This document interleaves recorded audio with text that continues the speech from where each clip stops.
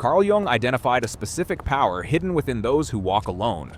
While society sees them as outcasts or broken, Jung saw them as the most psychologically formidable individuals who ever lived. What Jung discovered about men who keep no friends wasn't just controversial. It was dangerous enough that he warned other psychologists to handle these individuals with extreme caution. Society judges the man who walks alone as antisocial, broken, or damaged. But Jung's research revealed something that threatens the foundation of how we organize human relationships. He discovered that forced socialization is the real sickness, and the solitary man represents something evolution has been trying to create for thousands of years. The question isn't why some men walk alone. The question is why everyone else is so terrified of solitude that they'll tolerate toxic relationships rather than face themselves. But here's what they don't tell you.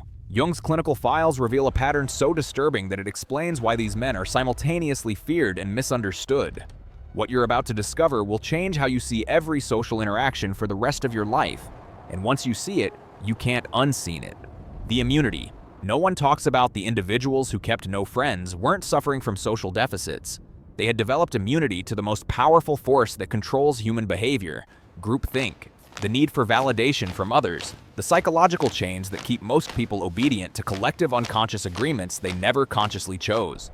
The man who walks alone cannot be manipulated by social pressure because he genuinely does not seek validation from the group. Jung called this psychological independence.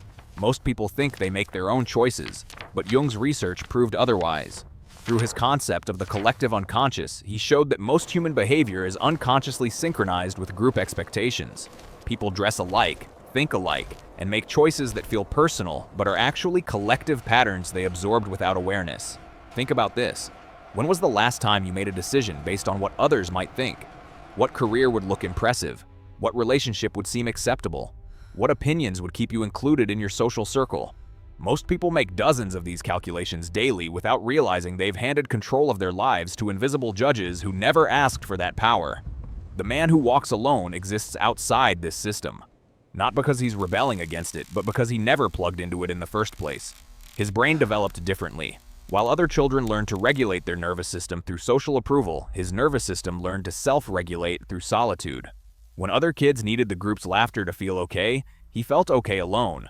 When other teenagers needed constant validation through friendships, he found validation through internal coherence. This creates something that terrifies those who control through social pressure. An individual who cannot be threatened with exclusion because he never valued inclusion. Someone who watches the group without needing to join it. Jung documented this pattern across dozens of cases, and what he found made him realize he was studying something more dangerous than mental illness. He was studying the only humans who had escaped the invisible prison that holds everyone else captive. But that's just the surface. What happens when this man starts observing the social game from the outside? What does he see that makes him unable to participate anymore? The answer is disturbing, and it explains why most people will spend their entire lives running from this truth. The observer who sees too much. The solitary man is a dangerous observer. Similar to Jung's empath archetype, he watches and collects data on human behavior with scientific precision. While everyone else participates in social theater, performing their roles and maintaining their masks, he sits outside the performance and sees the machinery that makes it work. He sees the lies people tell themselves, the contradictions between what people say and what they do, the patterns that repeat across different groups, different relationships, different social systems. While others are busy performing, he is learning. Jung realized that men who walk alone develop a level of social intelligence that exceeds what most people achieve in entire lifetimes, but they develop it as observers, not participants. Here's what he notices. The person preaching family values is cheating on their spouse. The friend who claims to support you subtly undermines you in group settings. The colleague who smiles in meetings is sabotaging projects behind closed doors. These observations aren't cynicism. They're pattern recognition, unfiltered by the need to maintain social harmony. This observational position gives him access to truths that make participation impossible. Once you see how the game works, you can't pretend you don't see it. Once you notice the patterns, you can't unseen them. The solitary man's knowledge becomes his isolation because speaking these truths threatens the collective agreements that keep groups functioning. Every group has unspoken rules about what can and cannot be acknowledged. He sees these rules clearly and finds them absurd. Jung wrote extensively about how groups unconsciously agree to ignore certain realities to maintain cohesion. The family that never mentions dad's drinking. the workplace that never acknowledges the toxic manager, the friend group that pretends not to notice how one person always plays the victim. These collective denial agreements keep the group stable, but they require everyone's participation. The man who points out the obvious becomes the problem, not because he's wrong, but because he's breaking the agreement. And here's where it gets even darker. Most people think they understand the difference between loneliness and solitude. They don't. And this confusion is precisely what keeps them trapped in relationships that drain them, jobs that destroy them, and lives that were never truly theirs. What Jung discovered about this distinction will shatter everything you thought you knew about human connection. Solitude versus loneliness. The power gap. Most people confuse the man who walks alone with someone who is lonely. Jung was obsessed with clarifying this distinction because he saw how much damage this confusion created. Loneliness is a defect, a painful state where someone craves connection they cannot achieve. Loneliness is suffering caused by unwanted isolation. The lonely person scrolls through social media, feeling excluded. They accept invitations to events they don't enjoy just to avoid being alone. They tolerate disrespect from friends because having bad friends feels better than having no friends. Solitude is a superpower, a chosen state where someone has access to their own consciousness without the interference of collective expectations. Solitude is when your nervous system finally stops processing everyone else's emotions and expectations and gets to experience its own authentic signals. In solitude, you discover what you actually think, not what you've been trained to think. You learn what you genuinely enjoy, not what you're supposed to enjoy. You access your authentic preferences, values, and desires. The lonely person is broken by isolation. The solitary person is strengthened by it.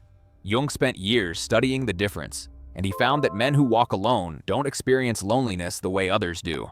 They experience clarity, relief, freedom from the exhausting performance of social acceptability. Where others feel empty in solitude, he feels full. Where others feel anxious without social input, he feels calm. When forced into social situations, he doesn't feel connection. He feels interference, like static disrupting a clear signal. This isn't pathology. This is a different nervous system configuration that processes social input as noise rather than nourishment. The small talk that others use to build rapport registers as meaningless sound.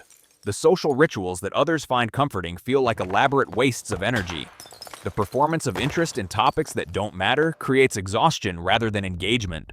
Jung observed that solitary men often leave social situations feeling drained rather than energized. Not because they're introverted in the conventional sense, but because they're processing the gap between what people say and what people mean.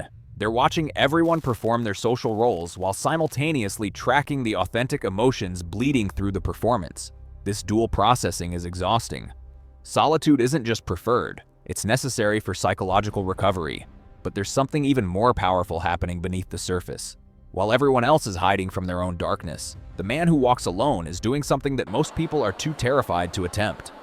And when he completes this process, he becomes psychologically untouchable. This is where Jung's research becomes truly dangerous. Shadow integration, meeting your darkness. Jung discovered that men who walk alone are often the only ones brave enough to face their own dark side. He called this the shadow, the parts of yourself that you've been taught to deny, suppress, and project onto others. Most people spend their entire lives running from their shadow, hiding in groups where they can point at others and say, "That's where the evil lives. That's where the weakness lives, not in me." The group provides endless opportunities for shadow projection. You can stay comfortably unaware of your own capacity for cruelty by focusing on how cruel others are. You can avoid examining your own dishonesty by judging how dishonest others are. You can deny your own insecurities by mocking others for theirs. The group becomes a hall of mirrors where everyone projects their shadow onto everyone else, and no one has to face their own darkness. The man who walks alone doesn't have this luxury. When you spend significant time alone, you eventually meet everything you've been running from. Your capacity for cruelty, your selfishness, your fears, your weaknesses, everything the group taught you was unacceptable to acknowledge. In solitude, there's no one else to blame, no one else to compare yourself to, no one else to use as a distraction from your own psychological reality. Jung found that men who successfully integrate their shadow become psychologically stronger than people who hide in groups. Because once you've faced your own darkness and survived, you're no longer afraid of it.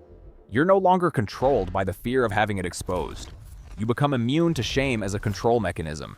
You've already looked at the worst parts of yourself and decided you can live with them. This acceptance creates unshakable psychological stability. The man who has integrated his shadow knows he's capable of selfishness, so accusations of selfishness don't destroy him. He knows he's capable of cruelty, so recognizing cruelty in himself doesn't shatter his self-image. He's accepted his full humanity, light and dark together. This acceptance paradoxically makes him less dangerous than people who deny their shadow, because he's conscious of his capacity for harm and can choose differently. This shadow integration creates what Jung called psychological sovereignty. The man who has faced his darkness cannot be manipulated by threats of exposure. He already knows what he's capable of. He's already accepted it. This makes him unblackmail-able, unshakable, and uncontrollable through the normal social mechanisms that keep most people obedient. Jung documented this process in his own life. During his confrontation with the unconscious, he spent years in solitude facing psychological contents that would have destroyed most people. He saw visions that could have been diagnosed as psychosis. He experienced emotions that could have led to breakdown. He confronted parts of himself that contradicted everything he wanted to believe about his own character. But he didn't run from these experiences. He studied them. He integrated them. He emerged from that experience fundamentally changed, no longer afraid of his own mind, no longer dependent on external validation, psychologically complete in a way that most people never achieve. Jung's work on the shadow, on archetypes, on the individuation process, all came from his willingness to spend years alone with psychological contents that terrified him. But this is just the beginning. What comes next is the moment when many men unconsciously give away their power, and from that point on, the game runs against them. Because once a man achieves this level of psychological sovereignty, he becomes capable of something that threatens every control system ever built. The snap, when freedom becomes dangerous. The solitary man's psychological development follows this pattern. Solitude forces shadow integration. Shadow integration creates sovereignty. Sovereignty threatens every system built on controlling people through shame and social pressure. This is where Jung's research becomes truly dangerous, because the man who has integrated his shadow and achieved psychological sovereignty reaches a point where he can make decisions that terrify the group. He can walk away from toxic systems without fear. He can expose truths without concern for social consequences. He can act on his own values even when those values contradict collective expectations. Jung called this the snap. Not a psychological breakdown, but a moment of absolute clarity where the man decides to act because he doesn't need the group's approval. He's capable of making choices that the group finds incomprehensible or threatening. Examples of the snap: whistleblowers who sacrifice their careers to expose corruption, truth-tellers who risk their reputations to name what everyone knows but no one will say, people who walk away from prestigious positions because the work contradicts their values, individuals who choose integrity over inclusion, even when inclusion would be easier, safer, more profitable. The group punishes these actions severely because they threaten the collective agreements that keep the system stable. Organizations exile whistleblowers. Social circles ostracize truth-tellers. Families scapegoat members who refuse to maintain the collective denial. But here's the key. The man who has achieved psychological sovereignty cannot be controlled by punishment that relies on social pain. Exclusion doesn't hurt when you never valued inclusion. Shame doesn't work when you've already integrated your shadow. Reputation damage means nothing when you never derived your identity from external validation. This makes him dangerous, not because he's evil, but because he's free. Freedom is the ultimate threat to systems built on control. A person who cannot be manipulated, shamed, or coerced into compliance is a person who can dismantle entire power structures simply by refusing to participate. He can say no to opportunities everyone else scrambles to accept. He can walk away from relationships everyone else tolerates. He can question beliefs everyone else defends without examination. But most people never discover this freedom. Why? Because they're running software they never consciously chose to install. And this programming determines every major decision they make, without them ever realizing it. What Jung discovered about this invisible code will explain why your life might not actually be yours. The code. Everyone runs, except him. Jung spent decades studying this phenomenon, and he reached a conclusion that still makes psychologists uncomfortable. The man who walks alone isn't broken. He's evolved. He represents what human consciousness can become when it develops outside the constraints of collective unconscious programming. He's not missing something that others have. He's accessing something most people never find. Most people are running code they downloaded from their culture without ever examining whether that code serves them. Beliefs about what success means. Assumptions about what relationships should look like. rules about what emotions are acceptable, scripts about how life should unfold. All of this programming runs in the background, determining choices that feel personal but are actually collective patterns repeated across millions of lives. The man who walks alone is someone who rejected the download and wrote his own operating system. This makes him incompatible with standard social infrastructure, but it also makes him capable of innovations that groupthink could never produce. Because he's not constrained by collective agreements about what's possible, he can see solutions others cannot imagine. Because he's not invested in maintaining the status quo, he can advocate for changes others fear. Jung found that history's greatest breakthroughs often came from solitary men. Artists who worked in isolation for years before their work found recognition. Scientists who pursued questions everyone else dismissed as impossible or irrelevant. Philosophers who thought thoughts no one wanted to hear. Inventors who built prototypes in solitary workshops while others called them crazy. These individuals could see possibilities that groupthink made invisible because they weren't constrained by collective agreements about what was acceptable to imagine. But here's what makes this truly powerful. The legacy these men leave behind isn't just their work, it's proof that another way of living is possible. And that proof is contagious. Once others see it, the entire control system starts to crack. The legacy of the solitary man. The solitary man's legacy isn't loneliness, it's liberation. Not just for himself, but for everyone who witnesses someone living according to their own values rather than collective expectations. Every man who achieves psychological sovereignty proves that it's possible, that you can survive outside the group, that you can face your shadow and integrate it, that freedom from collective control is achievable if you're willing to pay the price of solitude. Jung understood this deeply because he lived it.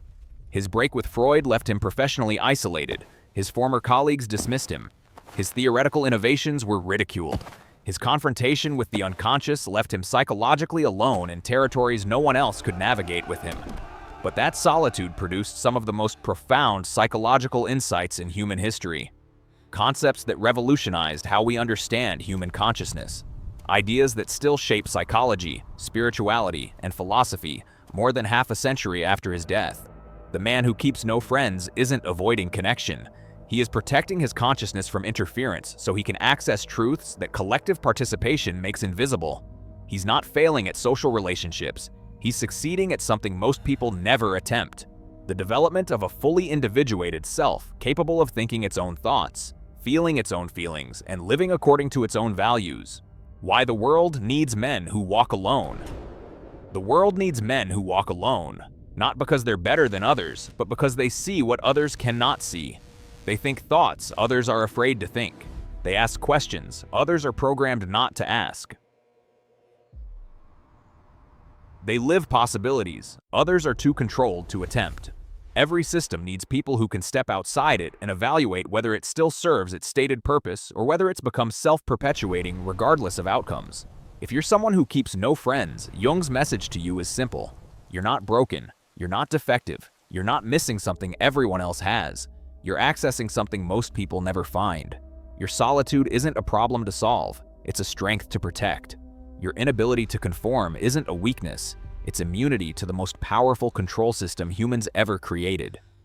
Your discomfort in social situations isn't anxiety that needs treatment.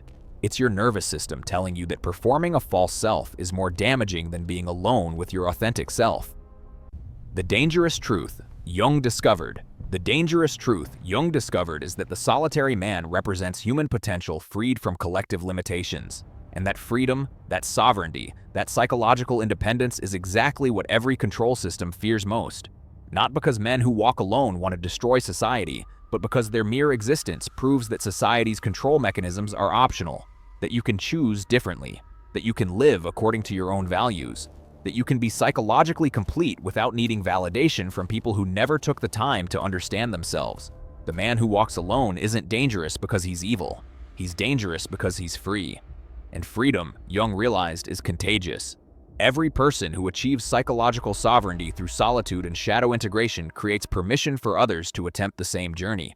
This is why groups punish solitary men so severely, not because they harm anyone, but because their existence threatens the collective agreements that keep everyone else controlled. The question is, are you one of them, or are you still running code someone else installed, living a life that was never truly yours, making choices to please invisible judges, performing a role you never consciously chose? The man who walks alone already knows the answer. He discovered it in the only place truth can be found, in the solitude where all masks fall away and what remains is undeniably, unshakably real.